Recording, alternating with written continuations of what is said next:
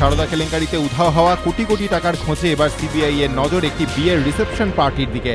তাও আবার যে বিয়ে নয়, মদন মিত্রের বড় ছেলের বিয়ে। আর এই পার্টির তদন্তেই শুক্রবার পিসি চন্দ্র গার্ডেনের এক কর্তাকে জিজ্ঞাসাবাদ করল কেন্দ্রীয় গোয়েন্দা সংস্থা।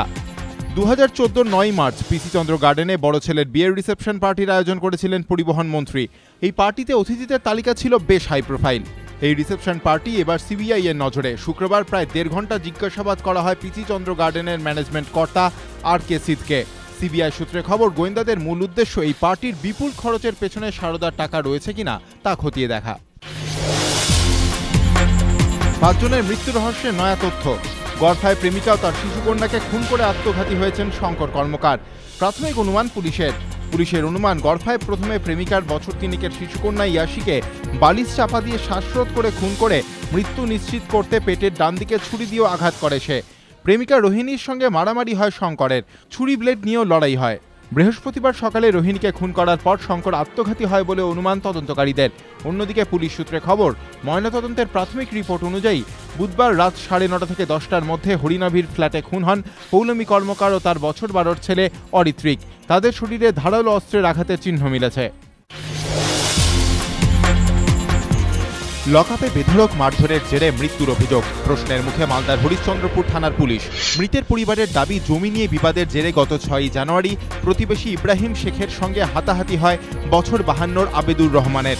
কয়েকদিন পরেই মৃত্যু হয় ইব্রাহিমের। ঘটনায় বুধবার রাতে আবেদুরকে গ্রেফতার করে হরিশ্চন্দ্রপুর থানার পুলিশ।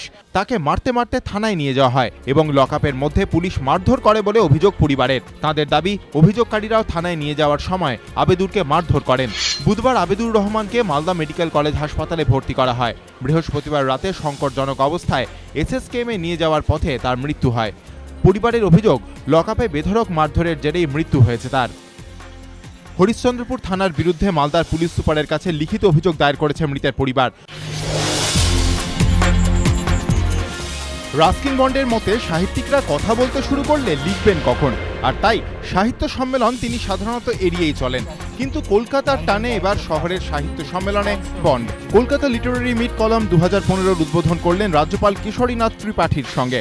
উদ্বোধনী বক্তৃতায় রাস্কিন বন্ড বললেন কিভাবে ইংল্যান্ডে গিয়ে সাহিত্যিক হিসেবে কর্মজীবন শুরু করেও ভারতে ফিরে এসেছিলেন। জীবন বদলে গিয়েছিল রবীন্দ্রনাথ ঠাকুরের সাহিত্য নিয়ে চর্চা শুরু করার পর।